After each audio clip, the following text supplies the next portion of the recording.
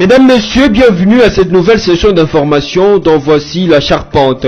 Le président de la République démocratique du Congo, Félix Tshisekedi, est attendu à Nairobi au Kenya, où il devra intervenir à la 4e session de l'Assemblée générale des Nations unies sur l'environnement. Notez également que ce sommet a pour thème investir dans l'une des plus grandes richesses africaines, la protection de la nature. Et puis la Commission électorale nationale indépendante a publié depuis mardi 12 mars la liste définitive de candidats gouverneurs et vice-gouverneurs des 24 provinces concernées. La CENI informe également que la campagne électorale pour le gouvernorat est prévue du 23 au 25 mars 2019 au sein des assemblées provinciales. Enfin, l'opposant congolais Jacques Chaloupa est décédé depuis le 11 mars 2019 à l'hôpital du Cinquantenaire à Kinshasa de suite d'un cancer. Selon ses collaborateurs, c'est son incarcération à la prison centrale de...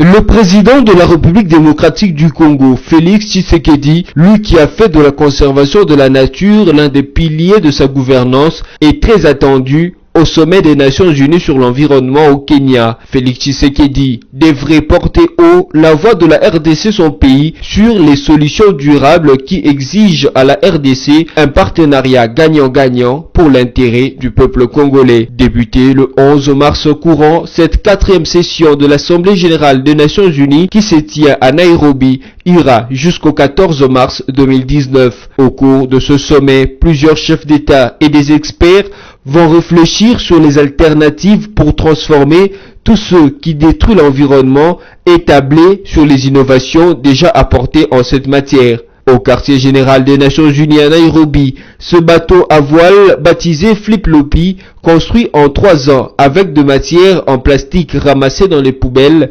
constitue l'un des points d'attraction de ce quartier général où se tient le sommet. Flip-Lopi a déjà parcouru 500 km entre le Kenya et Zanzibar. Du reste, parmi les innovations qu'on trouve dans ce quartier général, le domaine de la mode n'est pas oublié. Des chercheurs ont développé des tissus qui n'impactent pas négativement sur l'environnement, comme le polyester ou le nylon.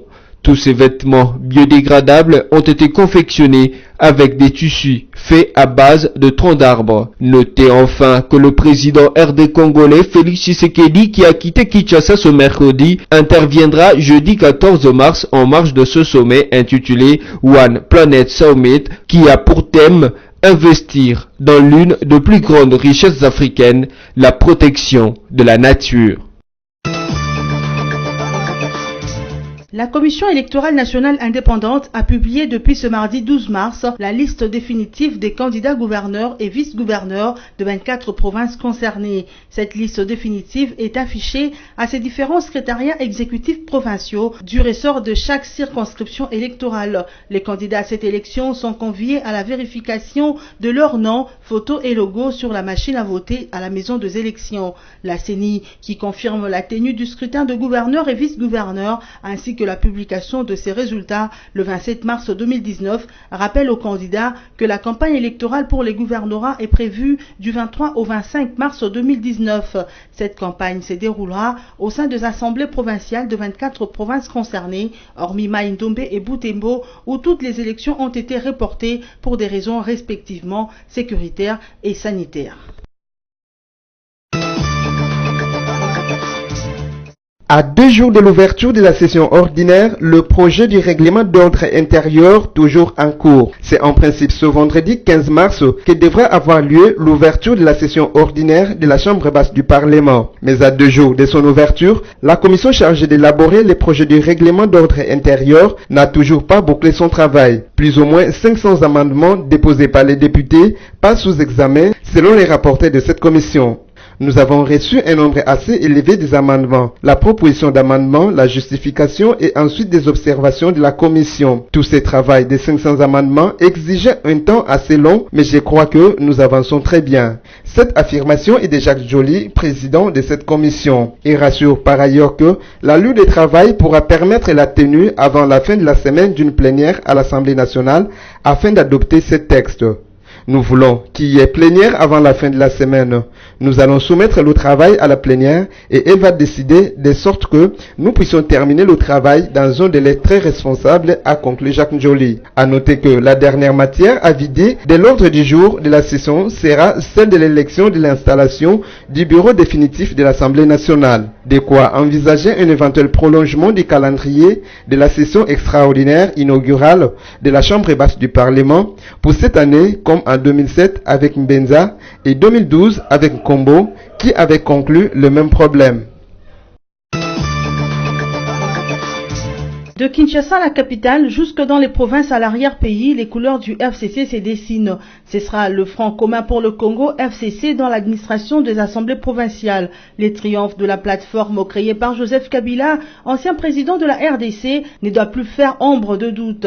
Le Front a remporté la présidence des assemblées provinciales dans 20 provinces sur le 24 programmé par la Commission électorale nationale indépendante.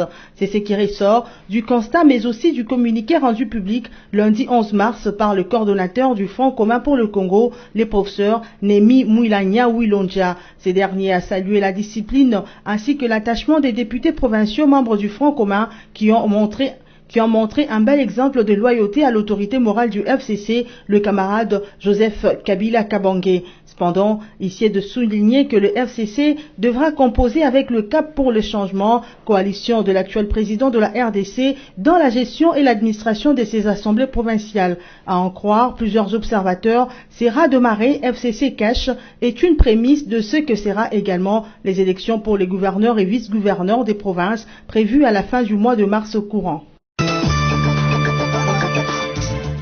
Nous allons travailler pour l'intérêt de tous, c'est ce qu'a dit Vital Kamerhe Ominier lors de son séjour à Kolwezi, en province du Lualaba, où il a inauguré mardi 12 mars le bâtiment administratif de cette province. Vital Kamerhe, directeur de cabinet du président de la République, Félix Antoine Tshisekedi, s'est entretenu avec des miniers vivant dans cette partie du pays. Au cours de leurs échanges, le DIRCAB du chef de l'État a, au nom de son président, rassuré le minier du partenariat gagnant-gagnant que la RDC doit avoir avec les opérateurs du secteur minier. Le chef de l'État est à votre écoute. Il est engagé à trouver des solutions à vos préoccupations sans toucher au code minier. Ensemble, nous allons travailler pour la prospérité et les intérêts de tous, leur a rassuré Vital Kamerhe. Il vous souviendra que le 2 mars dernier, lors de la présentation de son programme d'urgence des 100 jours, Félix Antoine Tshisekedi, président de la RDC, a dans son discours affirmé de protéger le nouveau code minier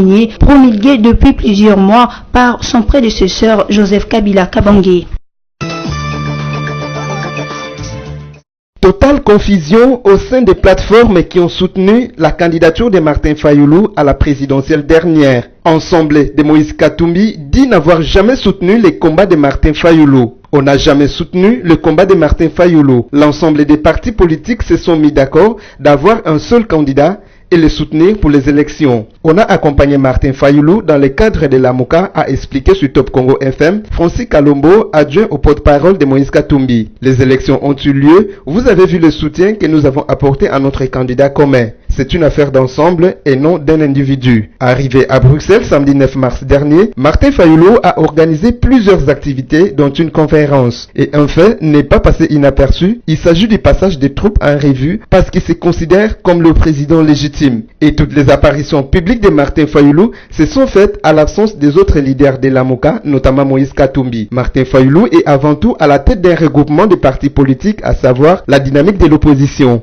Il est lui-même président de l'ECD. Ils ont organisé une activité à laquelle nous n'étions pas invités.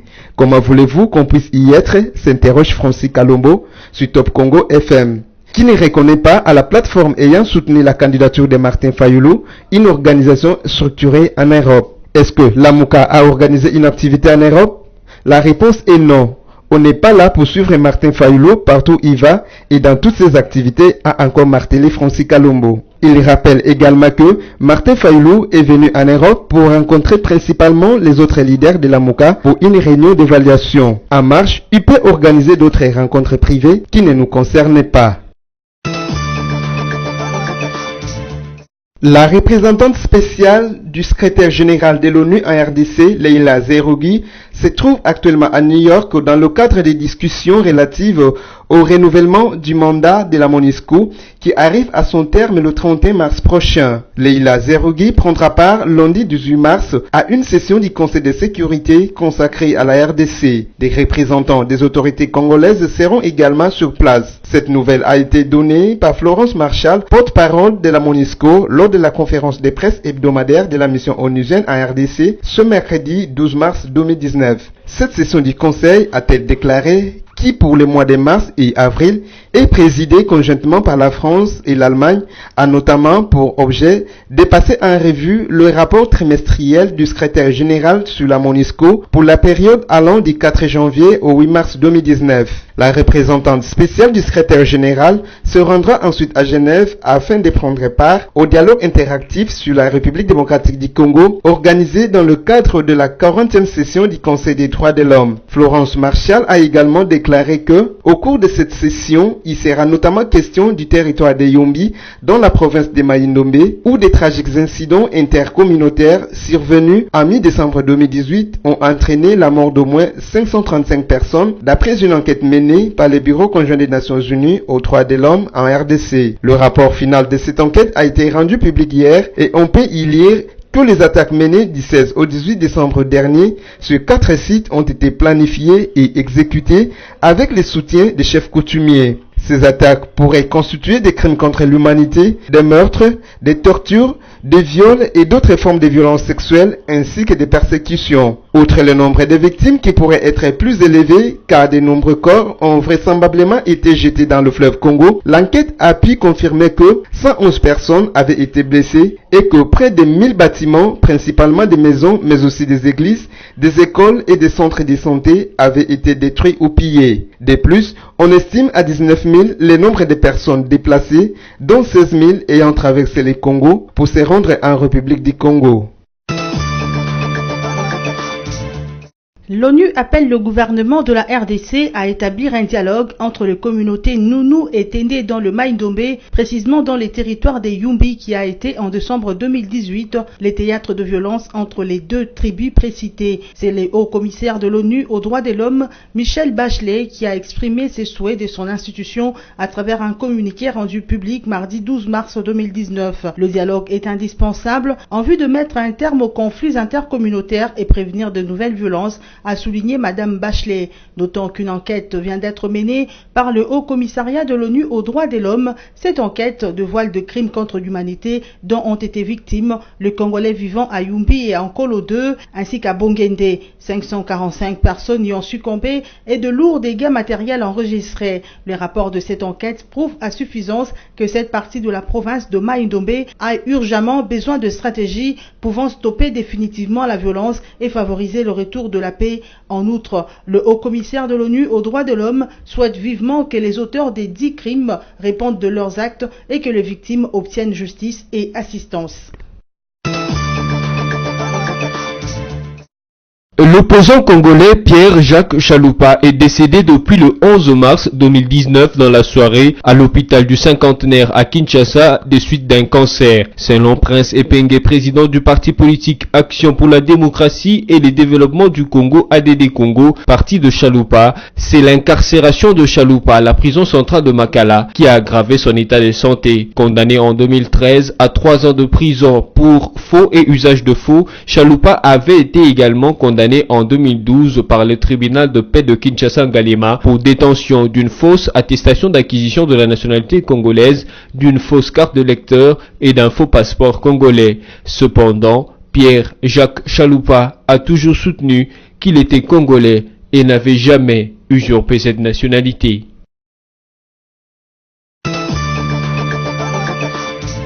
Pour vous qui nous avez pris en cours de diffusion, voici le rappel des titres. Le président de la République démocratique du Congo, Félix Tshisekedi, est attendu à Nairobi au Kenya, où il devra intervenir à la 4e session de l'Assemblée générale des Nations unies sur l'environnement.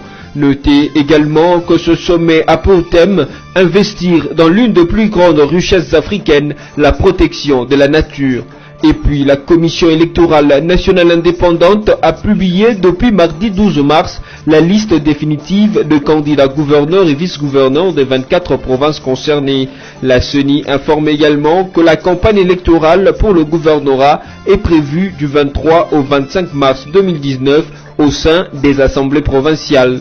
Enfin, l'opposant congolais Jacques Chaloupa est décédé depuis le 11 mars 2019 à l'hôpital du Cinquantenaire à Kinshasa de suite d'un cancer. Selon ses collaborateurs, c'est son incarcération à la prison centrale de... Ainsi prend fin cette session d'information. Merci à vous de nous avoir suivis et restez-nous toujours fidèles.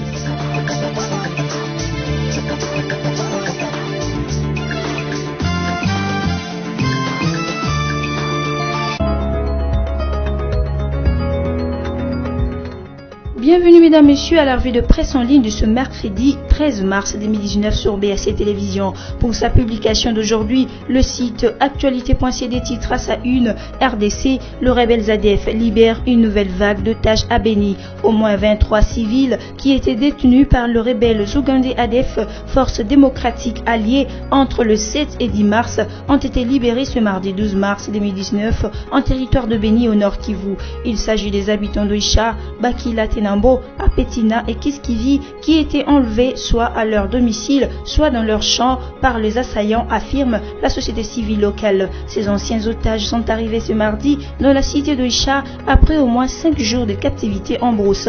Parmi les otages libérés figurent 6 femmes. La société civile du territoire de Béni a aussi alerté lundi 11 mars sur l'enlèvement de plusieurs personnes par le rebelle ZADF dans la localité d'Apetina située à l'ouest d'Oicha, mais elle n'avait pas donné le nombre exact de personnes kidnappées. Les fonctionnaires délégués à Oicha, Nicolas Kikuku, confirment leur libération et ajoutent que la santé de certains ex-otages s'est dégradée et sont pris en charge. Entre-temps, l'agence congolaise de presse ACP a fait la ronde sur les publications des quotidiens parus mercredi 13 mars 2019 à Kinshasa sur la libération de prisonniers politiques ainsi que l'entretien du président de la République avec la Fédération internationale des droits de l'homme. ACP titre à sa manchette, le chef de l'État s'entretient avec une délégation de la FIDH.